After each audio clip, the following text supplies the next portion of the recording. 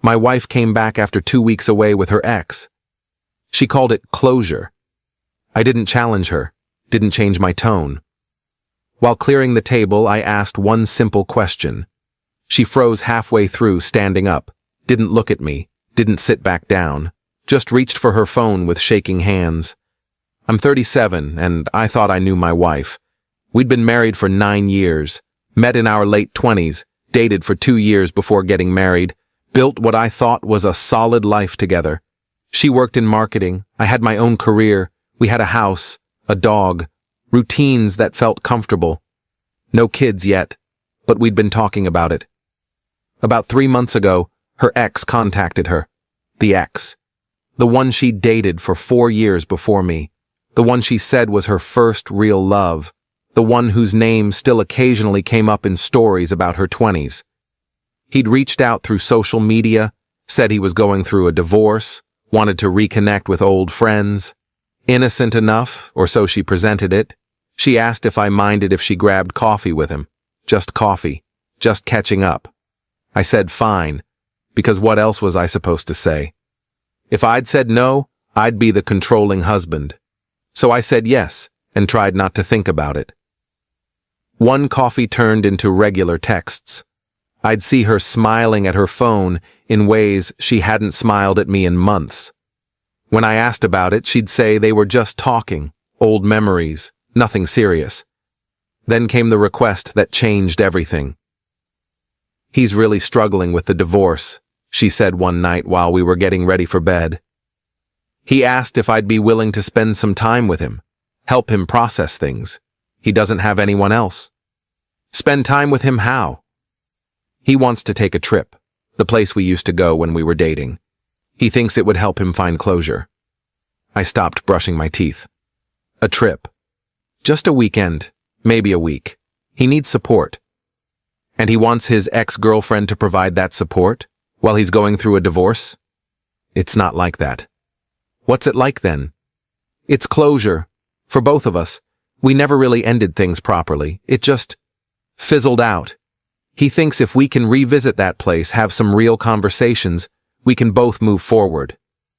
You want to take a week-long trip with your ex-boyfriend to get closure. When you say it like that, it sounds bad. How else should I say it? She sat on the edge of the bed. I need this. I didn't realize how much unresolved stuff I still had with him until we started talking again. It's affecting us, our marriage. I can feel it. Our marriage was fine until he showed up. Was it? Be honest. That stopped me, because she was right in a way. Things had been fine, comfortable, maybe too comfortable. Maybe we'd been coasting, but I didn't think the solution was her running off with an ex-boyfriend. How long? I asked. 2 weeks. 2 weeks? He wants to really work through things, not rush it. And you agreed to this? I told him I needed to talk to you first. But yes, I want to go. I need to go. I think it will help us. Help me figure out what I really want. That last sentence hung in the air like poison. What you really want? You're not sure anymore? I'm saying I have things to work through, and I can't do that while I'm here, living our normal life. I need space to think. We argued for another hour. I said it was insane. She said I was being insecure. I said she was asking permission to have an emotional affair. She said I was making it into something it wasn't. Round and round until I was exhausted. In the end, I didn't explicitly say yes. But I didn't say no either. I just went silent, and she took that as permission. She left 3 days later, packed a suitcase, kissed me on the cheek like she was leaving for a work conference, and drove away. Update 1. The first week was hell. She texted sporadically, made it safely. Weather is nice. Having good conversations. Nothing substantial. Nothing that told me what was actually happening. I tried to keep busy, went to work, came home, walked the dog, watched shows I didn't care about. Friends asked where she was. I said she was visiting family. I wasn't about to admit my wife was on a 2-week romantic getaway with her ex under the guise of closure. By day 10, the texts stopped completely. Nothing for 3 days. I called twice. Both went to voicemail. I texted asking if she was okay. No response. On day 13, I got a single message. Coming home tomorrow. We should talk. She walked in the door at 6:30 on a Tuesday evening, tanned, relaxed, looking more at peace than I'd seen her in years. She hugged me, and I stood there with my arms at my sides, not sure what to do. How was it? I asked. Good, really good. I'm glad I went. Did you get your closure? I think so. Yeah. She didn't elaborate. Just started unpacking her suitcase, hanging clothes back in the closet like nothing had happened. Like she'd been gone for a normal trip and not 2 weeks with an ex-boyfriend I'd been imagining her with every single night. Are we going to talk about it? I asked. Let me settle in first. I'm exhausted. She showered, changed into comfortable clothes, came downstairs. I'd made dinner, nothing fancy, just pasta, and we sat across from each other at the kitchen table. So, I said. So, tell me about the trip. It was what I needed. We talked a lot, worked through old feelings. I understand now why things ended with us, why they had to end. And I have clarity now about what I want. My stomach dropped, which is, I want to make our marriage work. I know that now. Being with him made me realize what I have with you. I should have felt relieved. Instead, I felt suspicious. Being with him. Spending time with him, talking with him, you know what I mean. Do I? She reached across the table for my hand. I moved it to pick up my water glass. Her hand hung in the air for a second before she pulled it back. I know this is weird. I know it's not conventional, but I'm being honest with you. I needed to do this to know for sure, and now I know. I want us. We ate in silence for a few minutes. I was trying to process, trying to figure out if I believed her, trying to decide if it even mattered if I believed her. Did you sleep with him? I asked finally. Is that really what matters? Yes. I don't think we should focus on physical details. What matters is where we go from here. That's not an answer. I'm not going to give you an answer that lets you torture yourself with images. It's not helpful. But it happened. She didn't respond. Just looked down at her plate. I stood up, started clearing the table. She stood too, gathering her dishes. We moved around the kitchen in a choreographed silence. Her washing, me drying. Like we'd done 1,000 times before. While I was putting a plate in the cabinet, I asked it. The question that had been forming in my mind since she walked in the door. If he wasn't going through a divorce, I said, voice completely calm, if he was available, would you have come back? She froze. Halfway through standing up from loading the dishwasher. Didn't look at me. Didn't sit back down. Just stood there, bent at an awkward angle, one hand still on the dishwasher door. Then she reached for her phone with shaking hands. Update 2. What are you doing? I asked. I need to call someone. Who? My sister. I need to talk to my sister. Answer my question first. She straightened up, phone clutched in both hands. That's not fair. That's a hypothetical that doesn't mean anything. It means everything. Answer it. I'm here, aren't I? I came back. Because he's not available. Because he's going through a divorce and probably told you he wasn't ready for something serious. Answer the question. If he was available, would you be standing in this kitchen right now? Her face crumpled. I don't know. You don't know. I'm confused. I thought I had clarity, but now you're asking these questions and I'm confused again. You're confused because you know the answer and you don't want to say it. That's not fair. You spent 2 weeks with your ex-boyfriend, probably sleeping with him, definitely falling back in love with him, and you came back here because it didn't work out. Not because you chose me, because he wasn't an option. And now you're trying to reframe it as some kind of journey of self-discovery that led you back to our marriage. You're twisting everything. Am I? Tell me I'm wrong. Tell me he said he wanted to be with you, and you said no because you're married. Tell me that happened." She couldn't. She just stood there, tears running down her face, phone still in her hands. "Call your sister," I said. "I'm going for a drive." I grabbed my keys and left, drove around for 2 hours with no destination. My phone rang 6 times. I didn't answer. When I finally came back, it was almost midnight. Her sister's car was in the driveway. I went to a hotel. Update 3, I stayed at that hotel for 3 days. She texted constantly, called, begged me to come home so we could talk. Her sister texted too, saying I was being unreasonable, that I needed to at least hear her out. On day 3, I went back to the house while she was at work, packed a bag with enough clothes for a week, left my wedding ring on the kitchen counter. That got her attention. She came home early, found me loading the last of my things into my car. "What are you doing?" "Leaving." "You can't just leave." "Watch me. We need to talk about this." "There's nothing to talk about. You made your choice.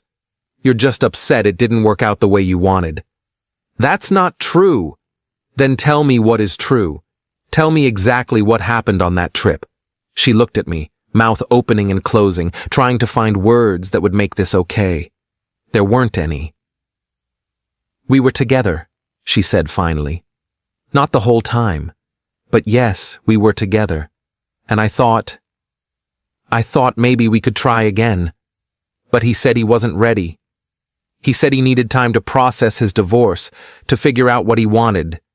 He said maybe in a year, if we were both still available." "He benched you." "What?" "He benched you. Put you on hold. And you came back here because you couldn't just sit around waiting for him." "No! I came back because I realized this is where I belong." "You realized that after he rejected you. Not before. Not during. After." She started sobbing. "I made a mistake. I know I did. But I'm here now, trying to fix it, and you won't even give me a chance." "A chance? You want me to give you a chance? You took 2 weeks to give him a chance. 2 weeks of my life, where I sat here wondering if my wife was falling back in love with someone else. And I was right. She was. The only reason you're standing here is because he said no. And you want me to just accept that and move on? I love you." "No. You love the safety of this. You love having someone who will be here when your romantic adventures don't work out. But you don't love me. Not the way a wife should love a husband." I got in my car. She grabbed the door, trying to keep me from closing it.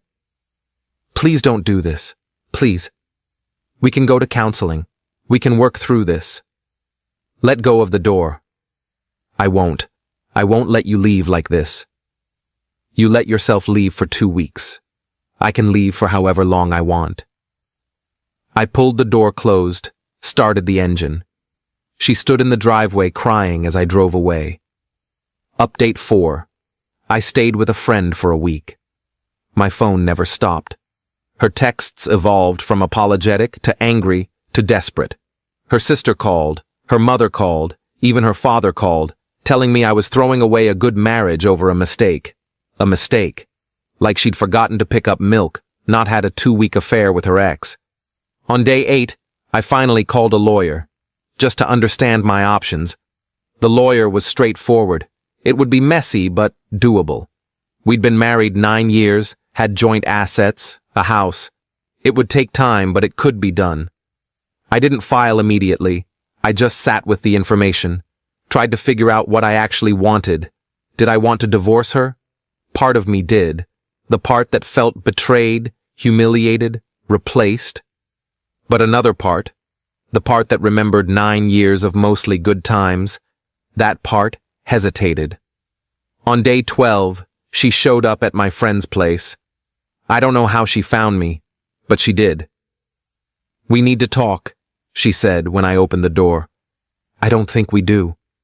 "Please, just give me 30 minutes. That's all I'm asking." Against my better judgment, I let her in. We sat in my friend's living room. He'd made himself scarce, and she talked. Told me everything. How the trip started innocent. Really was just talking at first. But then old feelings came back. The familiarity, the history, the nostalgia. They slept together on night 4, spent the next week acting like a couple again. On the last night, she'd asked him what this meant, if they were getting back together. He'd said he wasn't ready, needed time, maybe someday. She'd spent the entire drive home trying to figure out what to do. Came to the conclusion that she'd made a massive mistake. That what she had with me was real and lasting, and what she had with him was just nostalgia. "I don't believe you," I said when she finished. "I'm telling the truth. I believe you're telling the truth about what happened. I don't believe you about your feelings. I think you're here because plan A didn't work out and I'm plan B, and I'm not interested in being anyone's backup plan." "You're not my backup plan." "Then what am I? Because from where I'm sitting, you left your husband to see if you could rekindle things with an ex. It didn't work out. Now you're back, trying to salvage what you threw away. That's literally the definition of a backup plan. I love you. I know I hurt you. I know I betrayed your trust. But I do love you. And I want to fix this." "How? How do you fix this? How do I ever trust you again? How do I not wonder every time you text someone or take a work trip or say you need space if you're going back to him? We can go to counseling. Counseling is for people who want to save something worth saving. I'm not sure this is anymore." She left an hour later. I'd promised to think about it, to consider counseling. But honestly, I'd already made up my mind. Final update: I filed for divorce 2 weeks later. She didn't contest it. Didn't fight me on anything. We split assets fairly, sold the house, divided everything down the middle. The divorce was finalized 4 months after she took that trip. 9 years of marriage ended because she couldn't let go of an ex-boyfriend. I found out later, through mutual friends, that she and the ex did get back together, about 5 months after our divorce. Apparently, he'd processed his divorce and was ready to try again. They lasted 6 months before breaking up again. Something about old patterns repeating, neither of them being willing to change. She tried to reach out to me after that breakup. Long message about how she'd ruined the best thing in her life, how she understood now what she'd lost, how she'd spent the past year learning hard lessons about herself. I didn't respond. Because here's what I learned. Some people need to blow up their entire life to figure out what they want. And some people, like me, need to let them do it and walk away.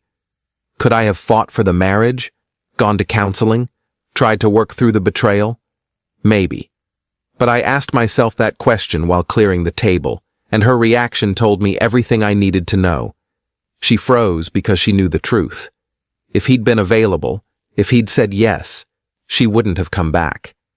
And I refuse to spend my life wondering if I'm someone's second choice. I'm 37 years old. I'm divorced. I'm living in a smaller apartment and rebuilding my life from scratch. But I'm not anyone's backup plan anymore. And honestly, that feels better than the last year of my marriage ever did. She wanted closure with him. I got closure from her. Funny how that works.